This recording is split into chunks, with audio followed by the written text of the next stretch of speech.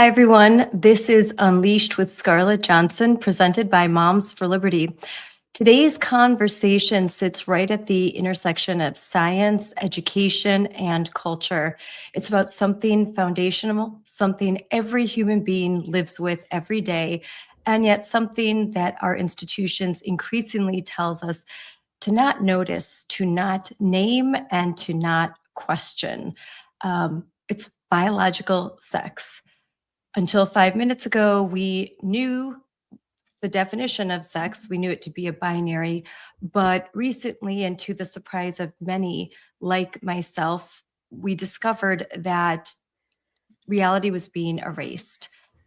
So today we're going to discuss what it is, why it matters, and why pretending it's unknowable doesn't make us more compassionate, just makes us less honest.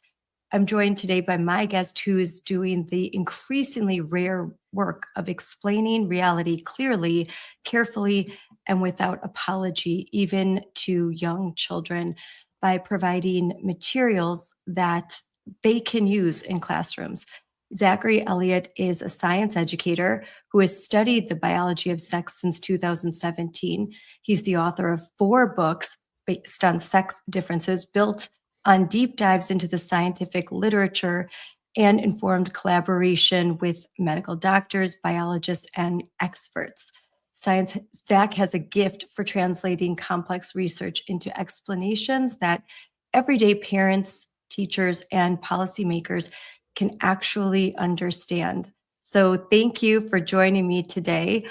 Your wife, Cynthia, could not be here. She's not feeling well, but y'all are going to record a speech that I saw you give in person and that I was really impressed by. But you both are the folks behind the Paradox Institute, which is a nonprofit dedicated to educating the public on the biology of male and female. And as gave me this information, Paradox creates animated videos, books, and interactive curriculum designed to make real science engaging, accessible, and age appropriate, which is wonderful. So Zach, thanks for coming on. Thank you so much for having me. It's a pleasure. So biological sex, what is it? I think we know, but you can, why does it matter? And why does pretending that it's unknowable cause harm? So sex is the fundamental biological system through which our species reproduces. And just like all other species out there, most species reproduce sexually. And when it comes to sex, we are either male or female. We develop down either a male or female pathway in utero, and that is determined by our genetics. So our genes decide whether we develop down the male pathway or the female pathway. And defining sex is fairly simple. It's just whether your body is organized around the production and utilization of eggs for a female or the production and utilization of sperm, being a male. So it's really about the organization of the body with respect to gametes. And there are, of course, disorders or people who don't presently produce gametes, but your bodies still develop around one of those 2 roles, either sperm production or egg production. So it's really that simple. People love to complicate it, but that is, it's very simple.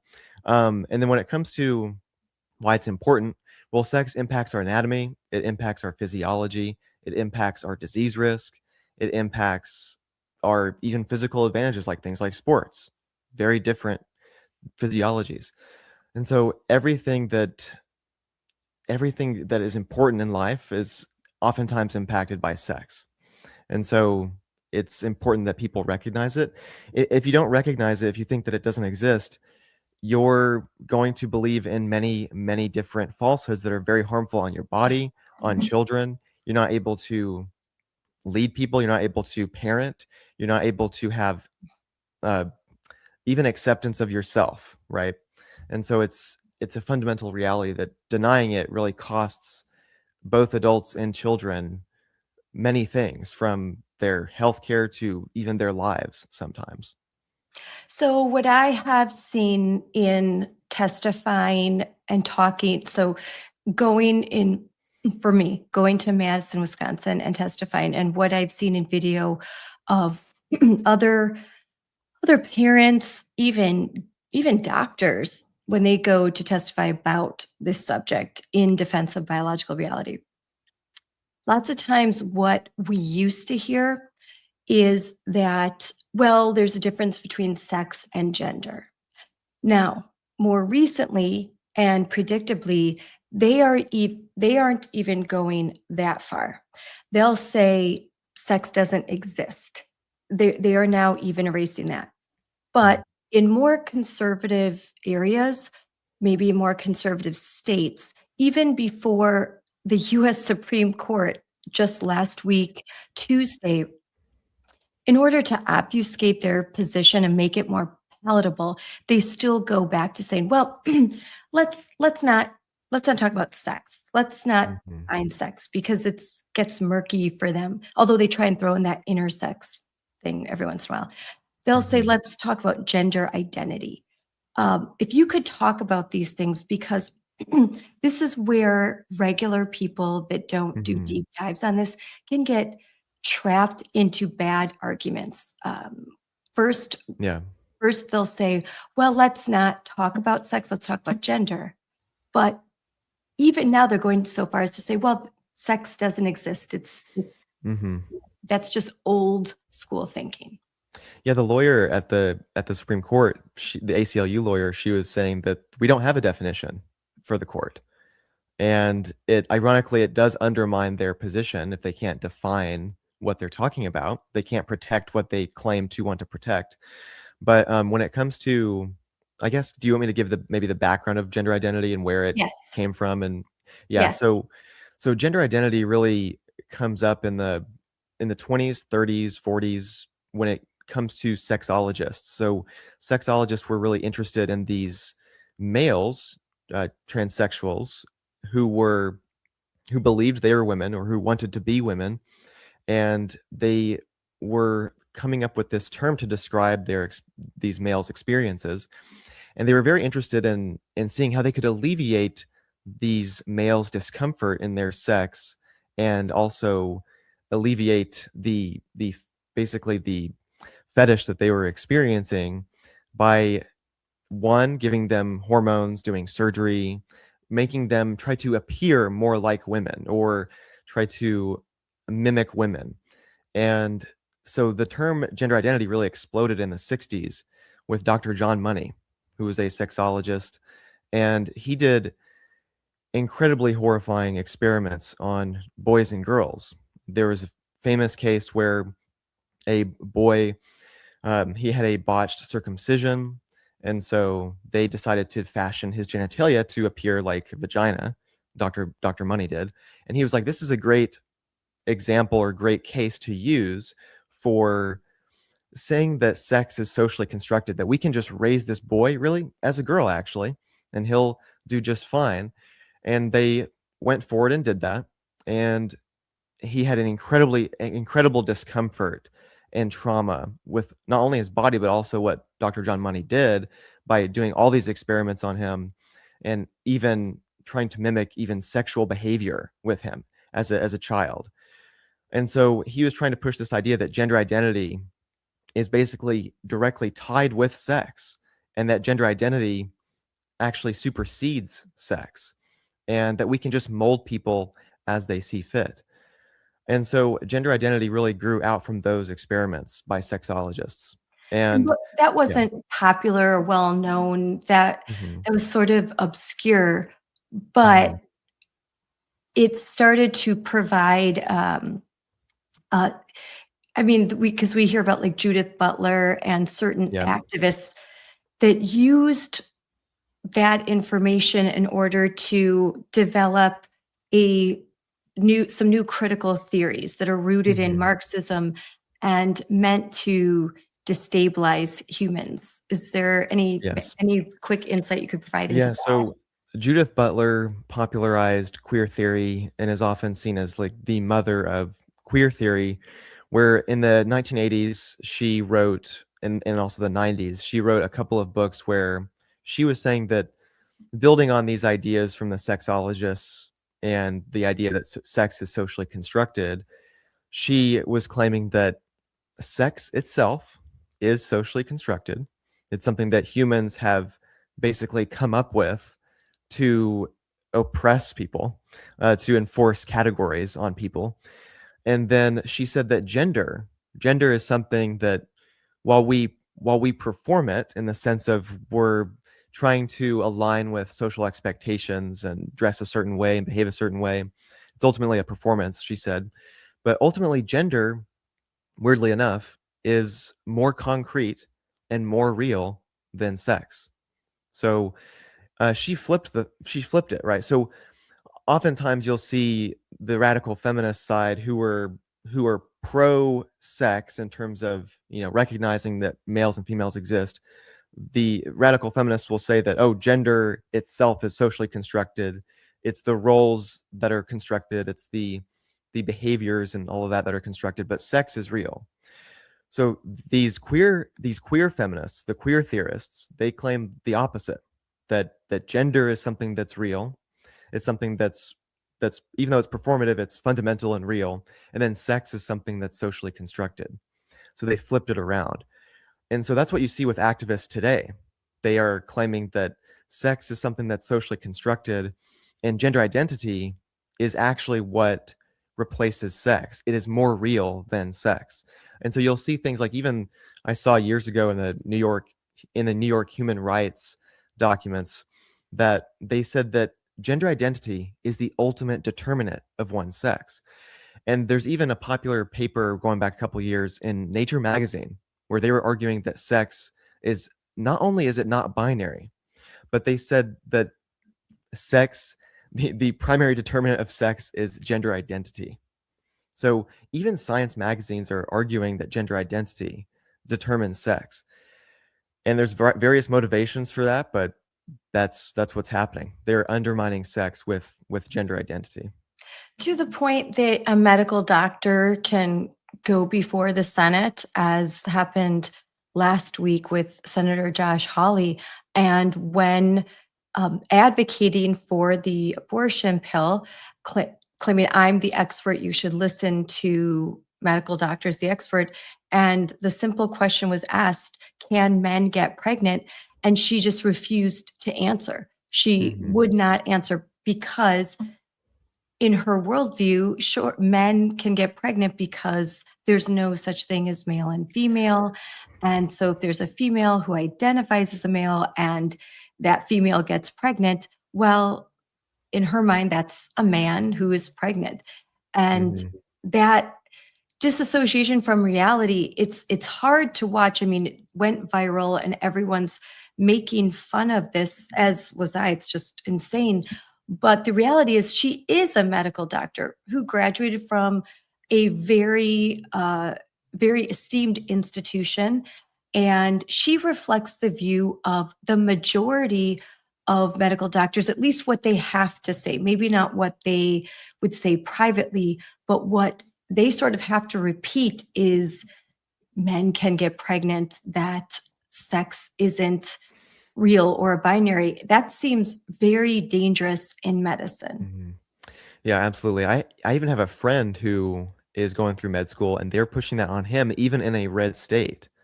And it is Yeah. very damaging in medicine. So if you are going to ignore somebody's sex, or let's say the documents that they have are inaccurate.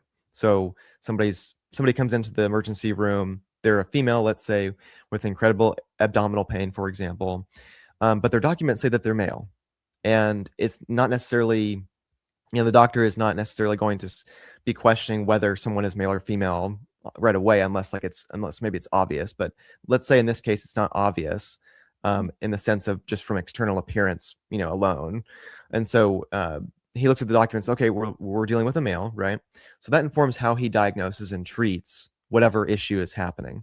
So there have been real cases where females who identify as males have gone into emergency rooms with abdominal pain, and they actually either have some, like, let's say an ectopic pregnancy where it's a medical emergency that can actually kill them.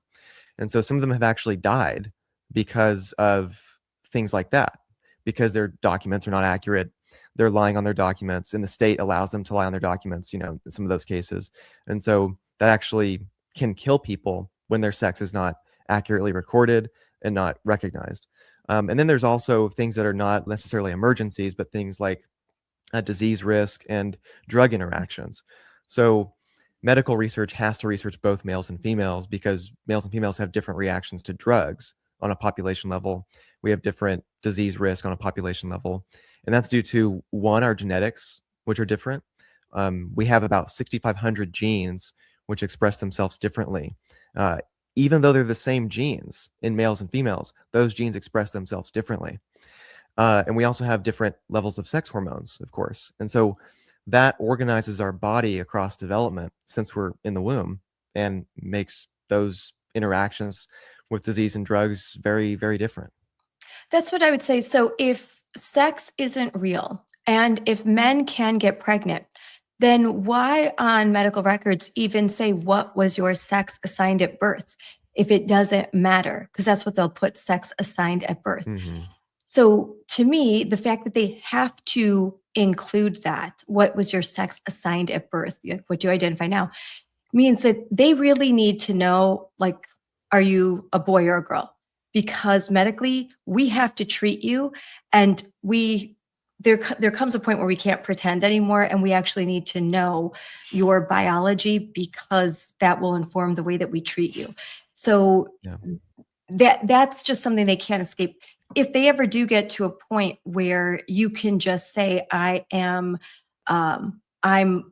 born a female and I identify as a male, and the born a female part is completely erased, and you go into an ER and you're not conscious and there's no one there, Mm-hmm. and you're presenting as a male, your initial care, unless they rip off your pants or Mm-hmm. something and really look, your initial care could be so disastrous that, like you said, it's fatal.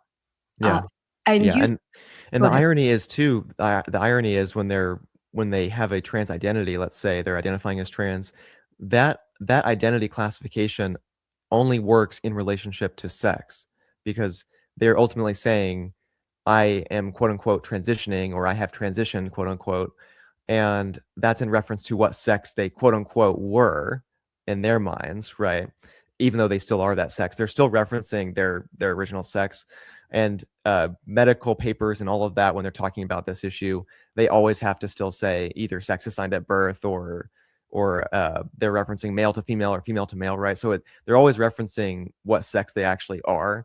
And that's the irony. They can't actually get away from sex as much as they try. And they certainly can't get away from it in their bodies as well, and how medicine treats them.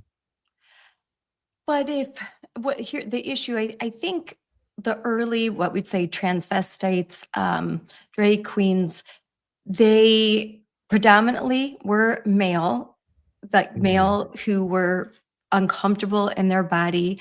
It was classified as a mental disorder and treated as such. And so that was a different thing. They weren't trying to say, I am a woman. They would call themselves, cross dressers, different terms, but they would not try to say, yes, I am a woman. So the change that we have seen recently is that there are increasingly girls who are identifying as male. I know that Abigail Schreier talks about this really surge in this identity that began, I think she points to 2015, 2016, where there's just a real surge. And then that even younger males now are starting to go down this path. So increase in young children and in females, where this was almost exclusively a male phenomenon. And so what do you say to that, those trends? And I know that some of those trends are changing because of the activism and the work that I think that we are doing, and making people aware of what's happening, parents aware of what's happening in classrooms, so that they're fighting back. But what do you say to that sort of shift? Because this has been popularized so much in the culture, when it comes to targeting, now the culture has shifted towards targeting children, targeting teens, with trying to push gender identity onto them as a way to escape their either trauma, their discomfort with their bodies, with various other issues that they might have. So um, it's in contrast to the older male transsexuals, where in this case you're dealing with more of a primary social contagion, where these, let's say, teenage girls, very uncomfortable with their bodies, which is a normal thing during puberty, especially for girls. And so they are being told that this is a way to escape their discomfort with their bodies. And the culture definitely pushes the idea that females are underdeveloped males in many ways, that females should just be like males, and it's better to be a male because in some sense maybe you'll get less attention, right? Less attention about your looks and things like that. So there's various cultural things that really push these uh, these females who are uncomfortable with their bodies going through puberty down a trans route, because it's seen as a way to escape whatever issues that they're having. And that's how it's marketed to them, that you'll have this ideal body that you've always wanted, and you'll have no discomfort anymore, and so all these different lies, right? But when they actually go down that route and they're taking cross-sex hormones, or they're getting surgeries on their breasts or genitalia, like it really permanently, one, disrupts their endocrine systems, and it destroys their bodies.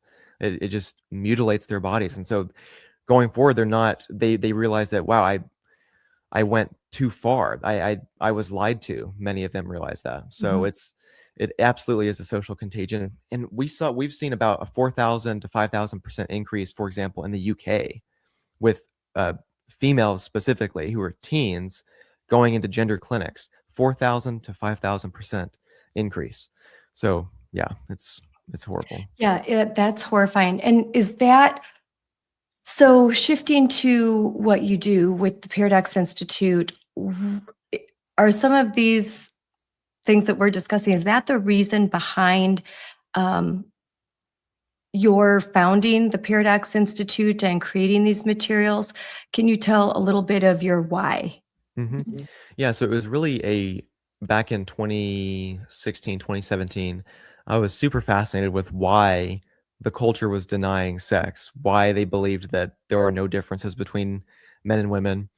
I was watching people like James Damore, who is a famous software engineer at Google, who circulated this memo about the differences between men and women, and why that's important to recognize, so that we can even increase the amount of women in the coding sector at Google, because understanding those average differences can really help you. And so he laid out a very good case internally at Google, and it was leaked, and then he was fired from Google, for, I guess they were saying that he was discriminating against women, for example, but he was not. He was actually trying to help, just understanding those average differences, right? So I was super fascinated with that, and I wound up just reading and reading and reading the scientific literature, and I was actually in architecture school at the time, and I was devoting my side time to just reading the biology literature, reading the genetics and psychology literature on males and females.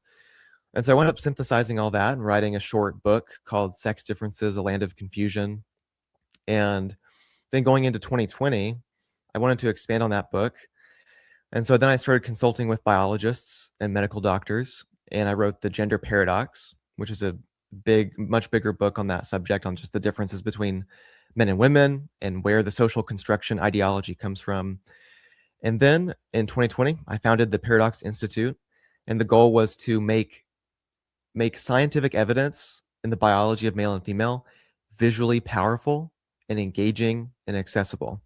And so I used my background in design and my skills with animation, and I started making animated videos on the biology of male and female, like why sex is binary, looking at the differences between males and females in sports, for example, and going through working with biologists, medical doctors, that they would review my work and everything, and it just exploded from there. So I would get tens of thousands of views on the videos in 2020, and it was just incredibly fulfilling to be helping people, teaching them the biology of male and female, and in a very accessible, visually powerful way. And that's not something that I've seen done anywhere else, especially when it comes to presenting the scientific research directly to the viewer, saying, this is what the science says, go see these papers, and also making it, like I said, visually powerful. So that's how we got our start. And then I met my wife, Cynthia, actually on X doing this very thing. And so we met, and then I brought her on, and she wound up expanding it as well with hiring or some volunteer writers, and we have expanded it into tons of articles. We made this pamphlet project, which is the myths of quote unquote gender affirming care, which goes through and shows why gender affirming care, quote unquote, which is sex rejecting procedures, is harmful. And so we ordered, through fundraising, we were able to order 20,000 of these pamphlets, and we distributed them to hospitals, clinics, parents, educators, and all these groups. They actually came to us and ordered these pamphlets, so we were able to just ship them to these groups, and so it's been a huge success. It is. I'll have to say, so this is great. This is great if you, for a parent going to a school board meeting, going to testify, just to have these facts easy at their fingertips when they're talking to people. To sometimes you'll say something like, there's just been this huge increase, and maybe someone will say, well, prove it. How much? Well, you can say, look, there's a 5,337% increase, and here you go, and here's the statistic. And it's just those quick facts There's that also a can QR help code you. as well, where you can scan the QR code and it takes you directly to the website where all the scientific sources are. So we have the text of the That's pamphlet great. on the site, and then each claim has an in-text citation to a scientific paper that you can explore. So we didn't want to bog down the actual pamphlet with citations, but we do have that, You're QR smart. code that takes you to the, yep. And that's what's great about the QR code, because then here's a pamphlet, scan on this. If you, well, I want proof. Well, here is the proof. And especially the research done in the UK, why, and explain to those watching why the UK has so much more data than we do here in the United States. I think it's partially because the NHS, which is their national healthcare system, they had their Tavistock clinic, I think, which is the main gender clinic that saw these patients.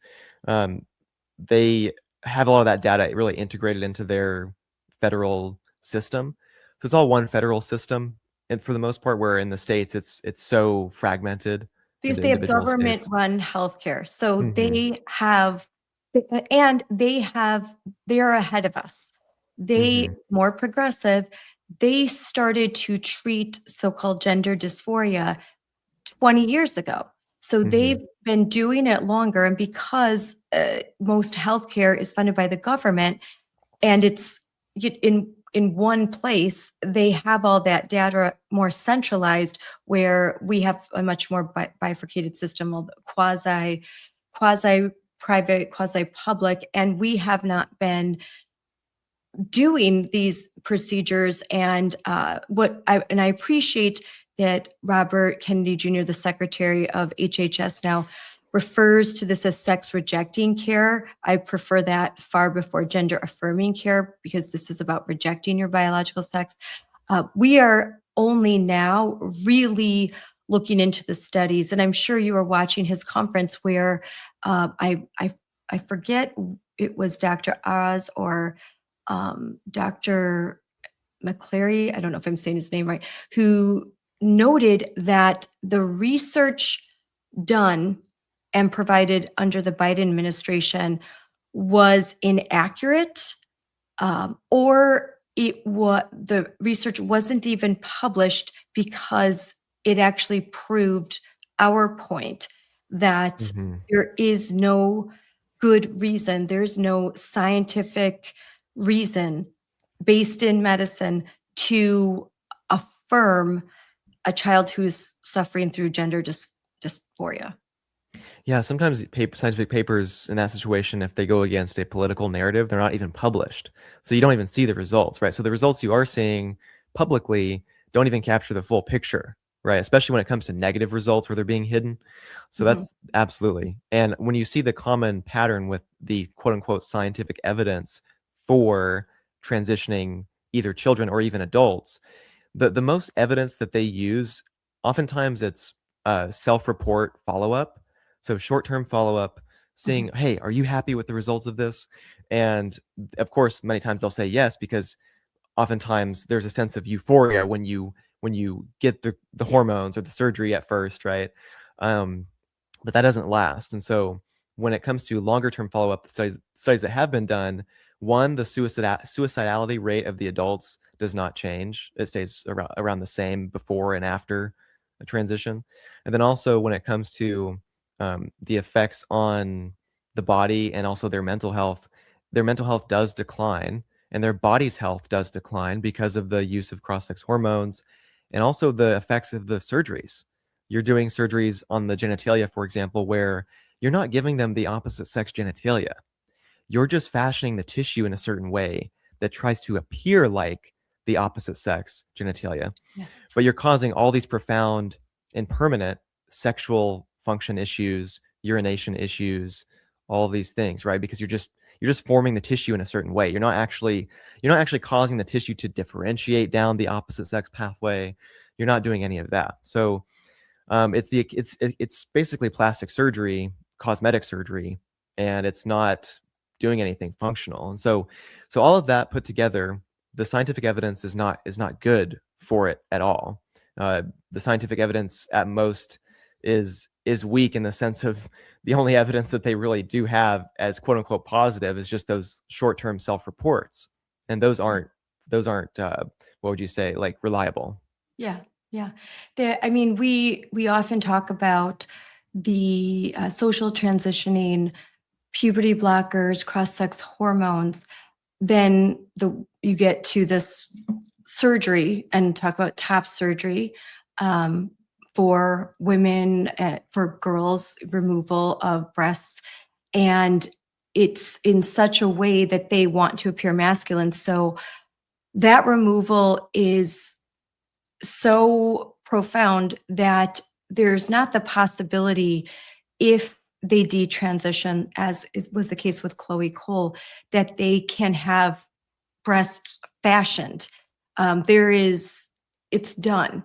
They have so thoroughly removed all breast tissue and e- everything, that Mhm. they can't just go back and have that reversed. That was a very sad fact that was revealed in testimony that Mhm. I heard about 2 years ago when the WPATH files were released, and the doctors who performed this sex rejecting care and surgery said that they even struggled with the fact that after performing surgeries, they would have these teens and young adults come back and say, I've changed my mind. I would like to get my breasts back on. And they didn't fully understand that that was no longer possible, that they Mhm. couldn't do Yeah. that. And, but that just shows how mentally unprepared they were to make such a hefty, Yeah. lifelong, life altering decision. Yeah.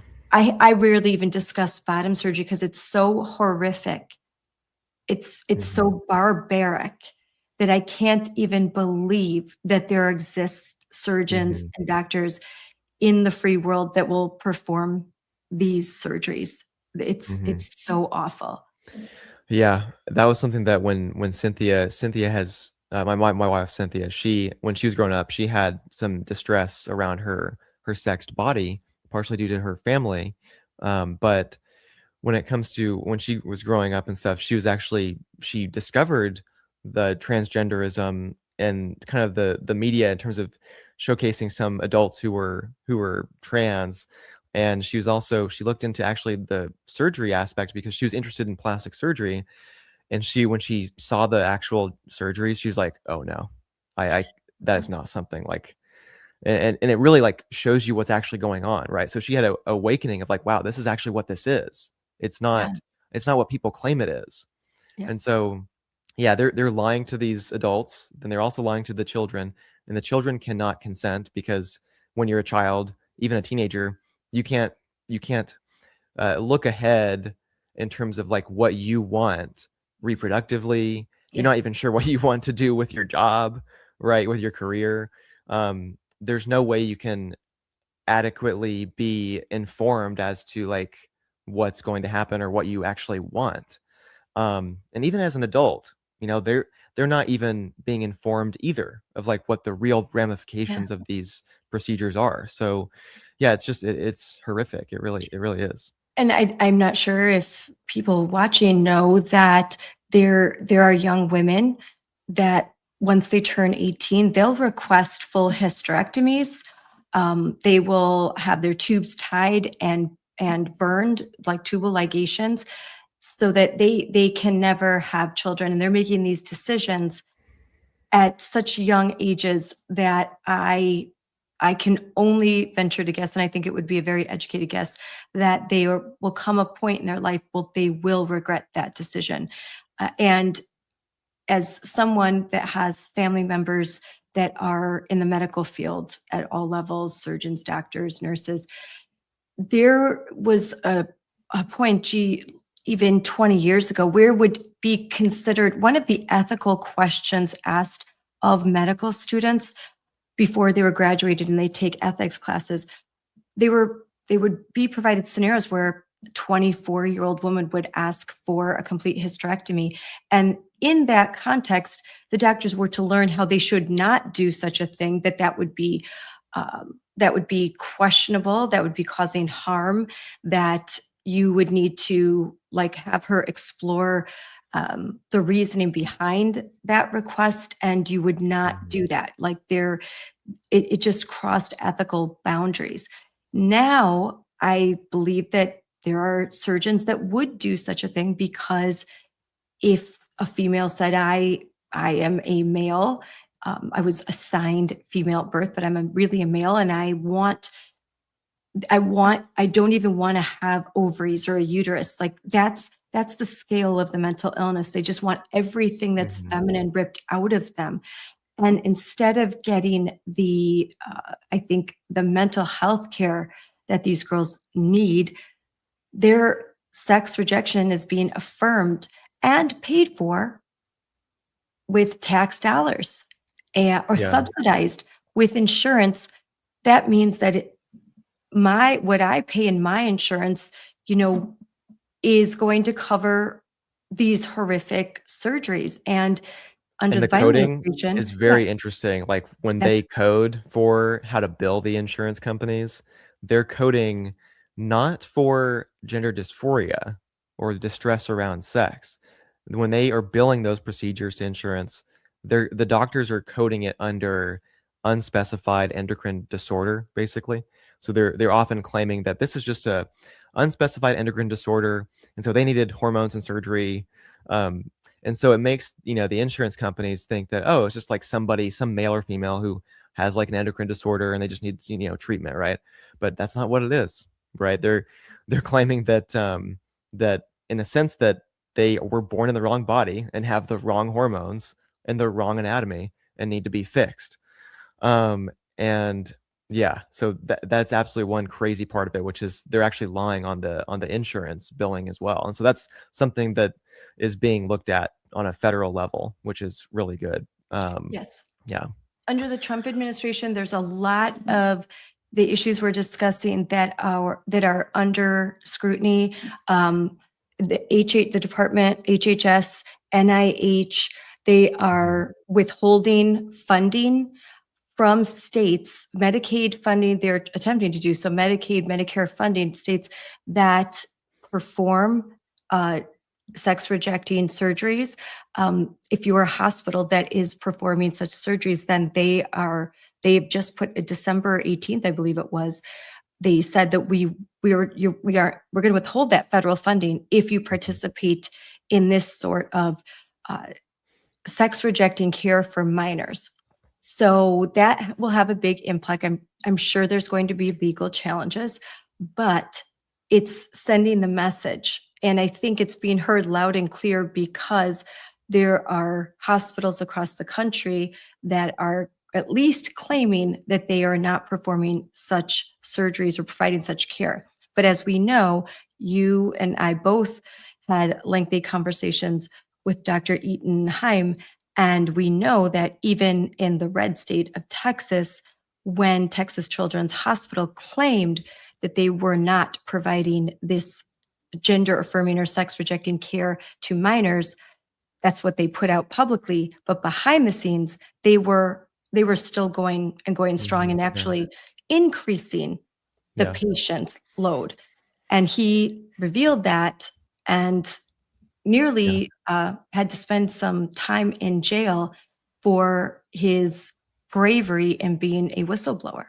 It's hard to basically think about how absurd this entire situation is because if you take any person who has any other type of mental illness, such as they think that their limb needs to be cut off or anything else needs to be changed on their body that's actually just a healthy body part, the doctors wouldn't say, "Oh, sure, we'll cut off your limb, we'll cut off your leg to help you alleviate your body dysmorphia, for example, or whatever it is." Um, Doctors don't treat patients like that. They send them to a psychologist or psychiatrist to deal with their mental health issues. But here, for some reason, it's treated differently. It's treated we're going to just take off your body parts, even though they're healthy. We're going to try to alleviate your psychological distress with cosmetic surgery, and that's never good, especially when that surgery and the cross-sex hormones, really harm the person's body. So, with the time we have, I would like to discuss first. Tomorrow, you are going to go to Indiana to testify as an expert on a subject that I think is really important because there is legislation like this all across America in different states. I know that it was introduced here in Wisconsin. It's legislation regarding birth certificates and the ability to alter a birth certificate to reflect gender identity rather than your biological sex. And I would also like to talk about what the materials that you provide for classrooms and for schools. So let's start with the first. Yeah. So with those laws, so right now in a lot of states, like you said, you can change your uh, sex designation on your birth certificate to mean opposite of the opposite sex of what you actually are, right? And so there's these laws that are being passed now to protect birth certificates and make sure they're accurate. And so the law basically defines sex in the same way that I defined it at the beginning. So the organization of the body around sperm or eggs. And it also accounts for disorders and things like that. But when it comes to that, it ensures that one, when you're born, you have accurate designation of your birth certificate.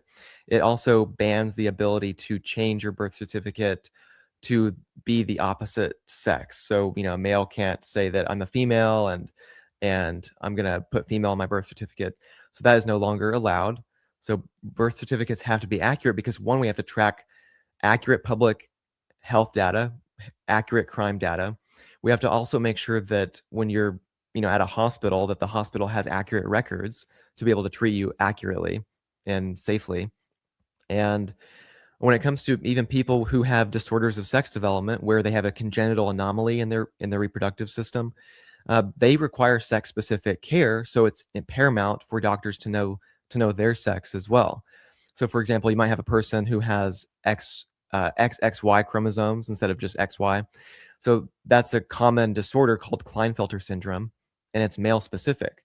So they develop down the male pathway and everything, but they have oftentimes lower testosterone because their testes don't work as well.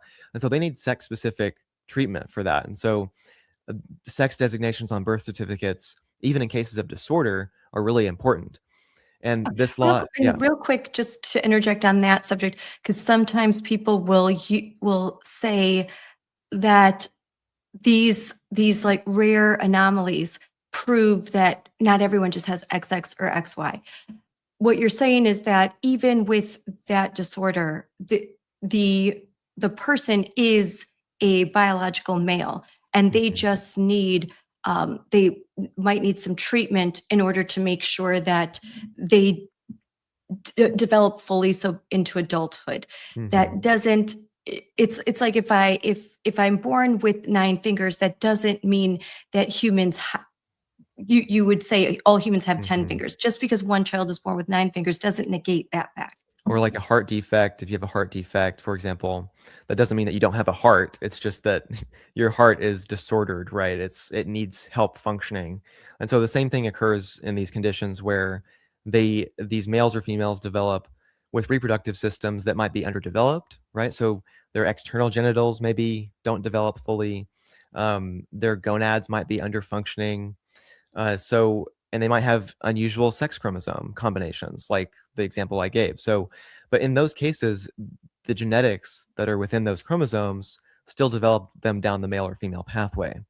And so knowing that is paramount to actually treat them. And so there are some cases where, for example, you might have an infant who is misclassified at birth, and these are pretty rare. But a situation where, let's say, you have a male who develops testes and everything, except there's something that causes his external genitalia to be underdeveloped. So it might be difficult for the doctors to just look at him externally when he's born and determine whether he's a male or female just by his external genitalia alone. So sometimes these males are classified as females at birth. And this disorder, you can look it up, it's called 5-ARD. And so that is a situation where it's important for the person to be able to change their birth certificate to accurately reflect their sex. Okay. So they might grow up through puberty, and that in that case, they actually start to masculinize because of the surge in testosterone from their testes. And so their external genitalia will actually start to masculinize.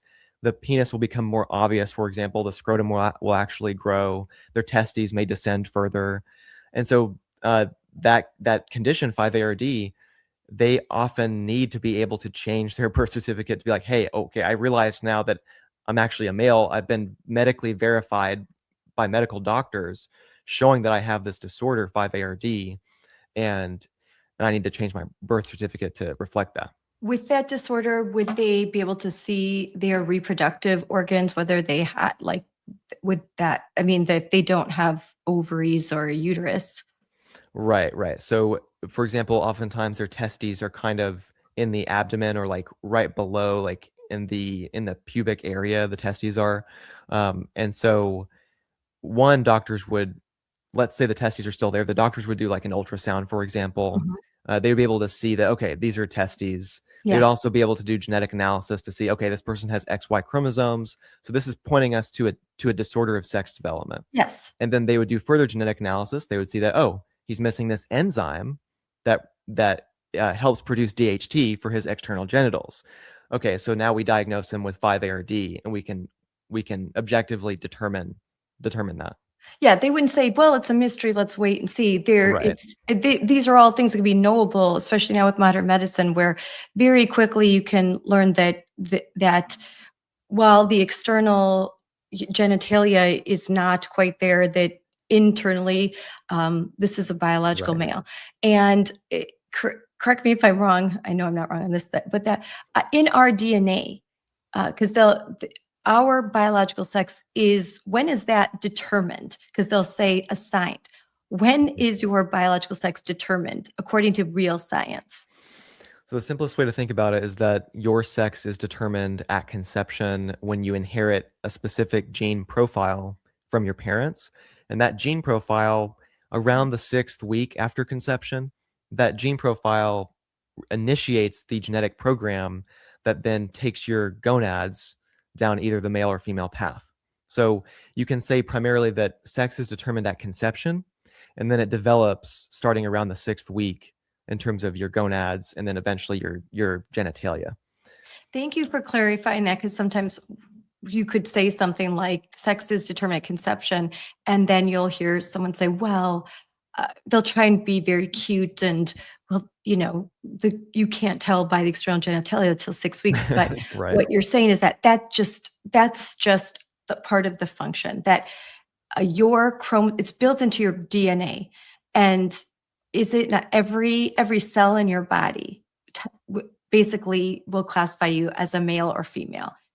If they dug up my bones 100 years from now, what would they would They could tell Yeah. just by doing genetic testing, I am a female. It doesn't matter what Mhm. what I what I thought I was.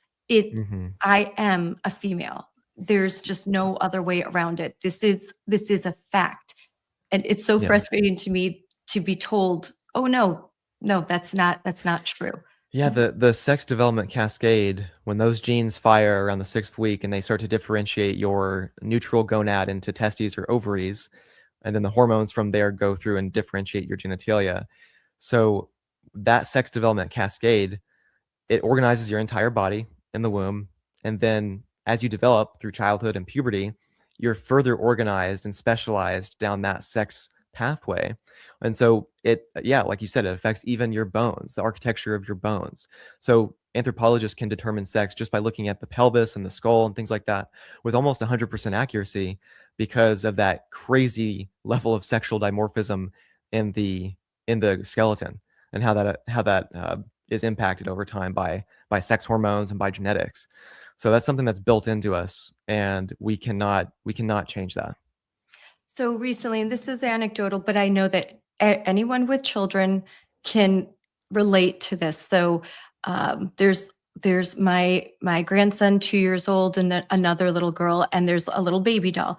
And at first, he picks it up and he's like, "Oh, baby," and we're like, "Oh, it's so cute. Look at him." And then he takes the baby and he starts, And bang it. hanging it and running a car over it, and the little girl starts crying and then holding it like, "No, baby, no."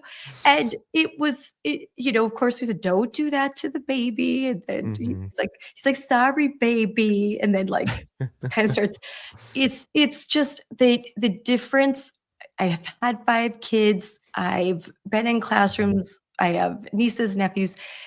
They're so different, and you know Hmm. it, like, right away. Now, I would say that one thing that Jamie Reed talks about, and that I think is absolutely true, that there are kids that won't fit into some of these profiles, where you'll have a more effeminate boy or a more masculine little girl. And that does not mean that they were born in the wrong body. It just means that there is variety in temperament and preferences among little kids. While there's a norm, there are also kids that are different, Hmm. and we should be embracing those differences, and uh not, I think, going backwards and then saying, well, a boy that is a little more effeminate and has more of those traits, uh, the empathy or that of a typical female, that doesn't mean that he is a female. It just Hmm. means that there's some differences in temperament. So Right. scientifically, how Right, yeah. That's something huge, is that both in children and adults, when it comes to both sexes, there are a, a myriad of average differences on the population level, where you can say that the average boy, does this and this, or the average girl is like this and this. But of course, that's an average. And so on the extremes, you can have atypical traits where, let's say, a boy's interest might overlap with the average girl's interest because of that atypicality, and that's fine. That's part of the normal variation of human development and sex differences. But what the trans activists do is they conflate the interests and behaviors that are atypical with, like, sex itself. So they're ironically actually reinforcing the very yes. binary that they're supposedly against, right? Because they're supposedly against, oh, like, we're for free expression of anybody, right? Mhm. We support anybody's expression and behavior. It's good to do atypical things, and but in reality, because they're saying that if you have atypical interests as a boy or girl, that means you must be the opposite sex. They're Yes. reinforcing the actual a real constructed, socially constructed, arbitrary binary. They're the Yeah. ones reinforcing. It's all about projection, the iron law of woke projection. It's Yes. always Dr. about that. Yeah. Lindsay, yes. Exactly. 100% true. They always do that. Well, they're telling you that, oh, you're reinforcing the binary, you're oppressing people. No, they're reinforcing a socially constructed binary that is not the actual sex binary. So Yeah. Yeah, I 100% agree. Mhm. So let's talk about, we have 10 minutes left. I want to talk about the materials that you provide. First of all, we can say this is what you're talking about, the Sex Development Mhm. Handbook. So I think a Yeah. lot of what we've discussed, if you're listening and you would like to have this information, you can go to the website, and I'll put that up really, and you could order these materials and you can have them. They're really useful. So This I love handbook the is way you're basically just explaining a things. yeah, yeah. It's basically just a guide to one, how our sex develops in the womb and also through puberty. And then also it's a guide to the many different disorders that trans activists often use to claim that sex is not binary. And it goes through in about 25 disorders, lays them out with those diagrams in terms of how they develop in the womb. And then also has very accessible commentary for a general audience that walks you through the biology of the disorder, walks you through how it's clinically treated in practice and things like that. So it's a very useful guide. Yeah, this looks great. And you also have for children, you Mhm. have these materials. And you and your wife, that's what you'll kind of discuss. But lay out why you created these materials and how they're important and how parents can advocate to have them in their schools. Yeah, so this one is it all begins with two, and it's a children's book about the two sexes, what the two sexes are, and the function of the two sexes, and then how new life is created. So with when a lot of books that talk about sex for children, very a lot of those books are very inappropriate. We looked at the top result on Amazon. They talk all about genitalia. They even show naked bodies and things like that. But this book has none of that. It's completely age appropriate with beautiful illustrations that really foster curiosity about the natural world and about biology and about the function of the two sexes.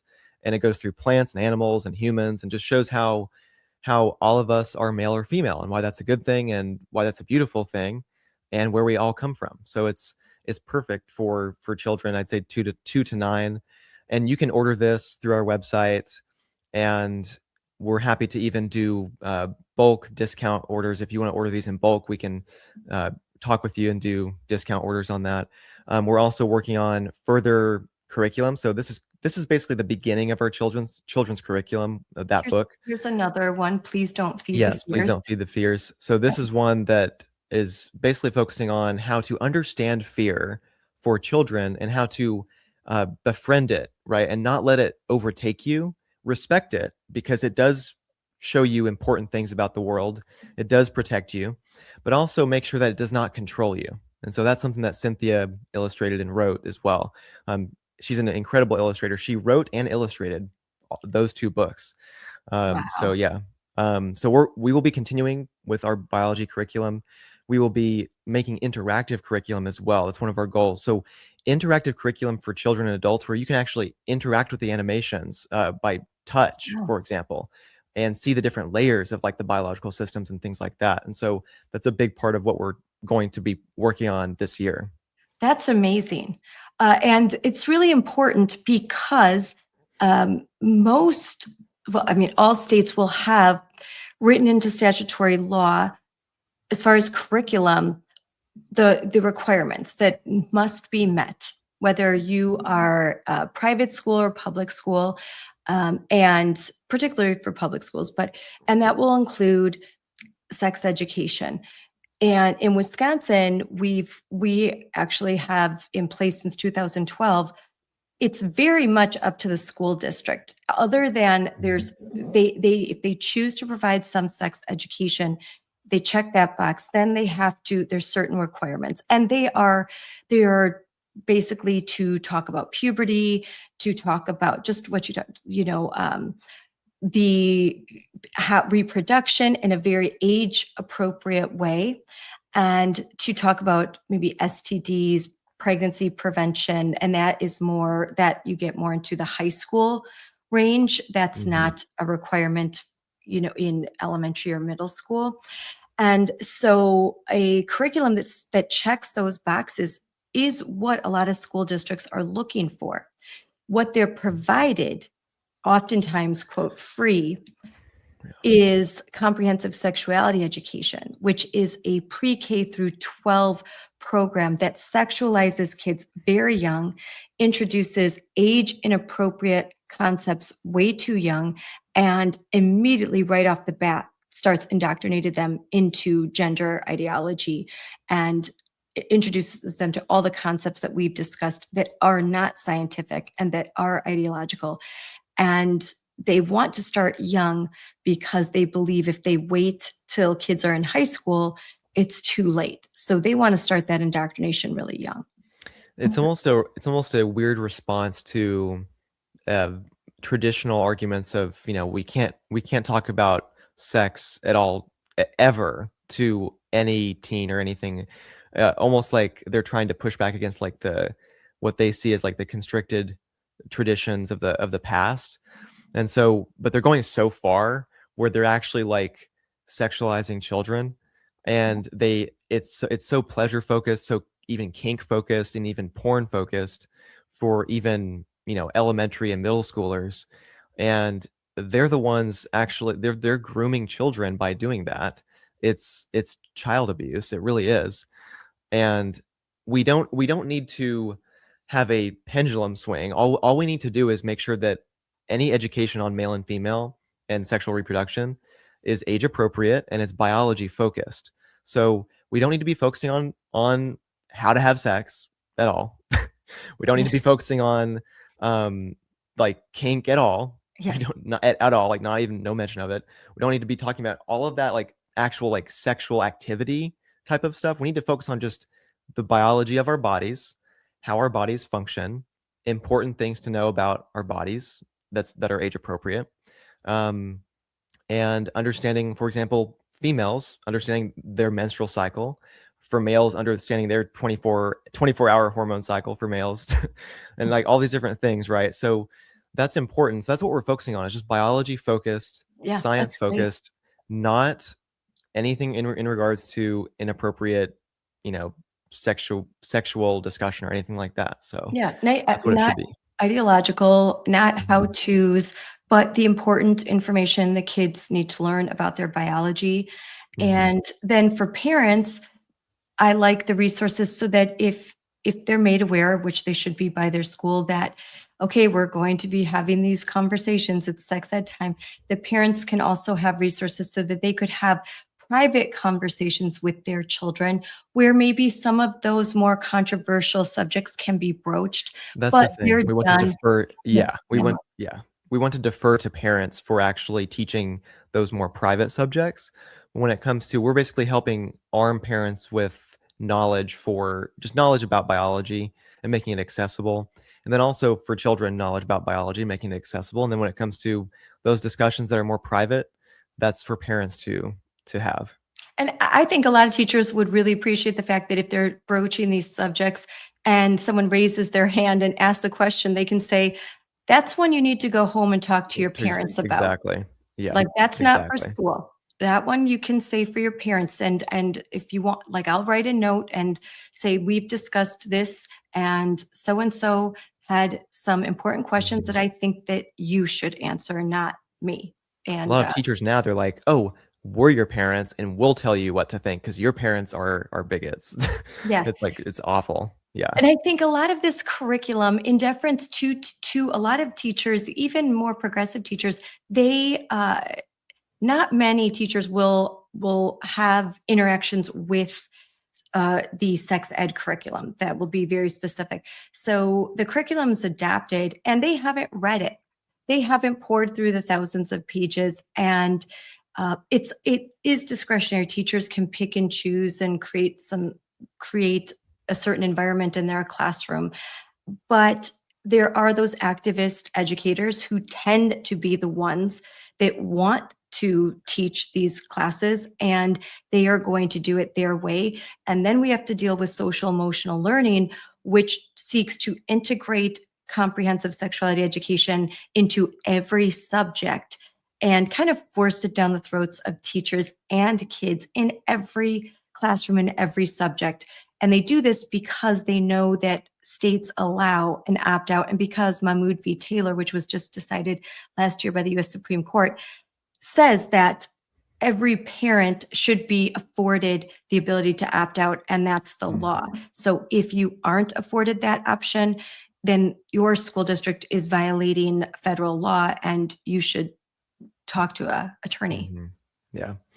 Yeah, absolutely. Yeah, people need to take action, especially legal action, to confront any of that. And I've seen many videos of parents now talking at school boards and really hounding the school board members about the curriculum that they've seen in their children's classes.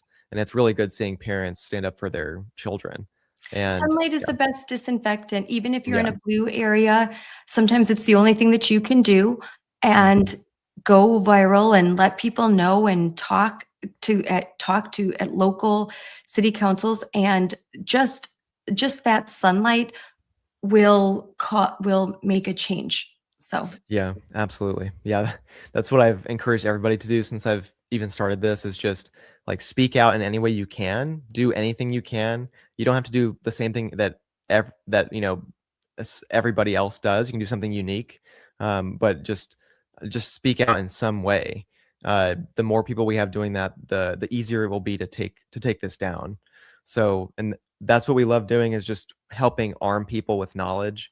It's why we have produced so many animated videos as well that you can look on our website.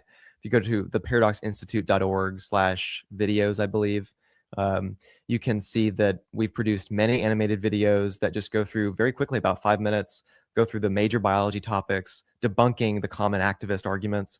And we provide one, obviously, the visually powerful, engaging material there, but also you can access all the scientific sources and the transcripts for those animated videos on each of those pages. So it's far yeah. preferable to Amaze videos provided by the Advocates for Youth, which I just watched a new one and it's disgusting. So I will have to, this hour has flown by, Mhm. and I'm in follow up. I'm going to show some of those videos and do a compare and contrast between Amaze videos and your videos. But I'm so grateful to the work that you and your wife are doing at the Paradox Institute, and excited for this new curriculum. And I can tell you that there were a lot of school boards across America and states that will welcome an alternative to the radical curriculum provided by these Marxist, very woke institutions. Educational materials, the institutions that create them, they are completely captured. And it's a struggle to find quality resources that aren't, where this stuff isn't embedded. It's a real struggle. Yeah, yeah, absolutely. Like the power that we bring is visually powerful material that's also accessible. So combining those two things together, and then you have the fact that you can easily access or see where we get our sources from through the scientific papers. So it's just a very powerful combination. It's something that not really people aren't really doing that in specifically this biology space. So we're happy to be like a breath of fresh air and provide all that ammunition and help that you need. Well, and then, so we've had that. If you want to learn more, go to this website at theparadoxinstitute.org. And I will put up later your X handle, because I'm a social media manager. To Yep. follow on X. You've had some viral moments, and now that Moms for Liberty and I are following you, you do really good work, and you provide really good information for anyone interested in this topic. And I'm definitely going to have you back on again, because there's a lot more that I'd like to talk about. Yeah, that'd be great. I appreciate it. Thanks. Well, thank you for joining me on Unleashed, and I look forward to seeing what you unleash very soon. Thanks, Thank you. Zachary.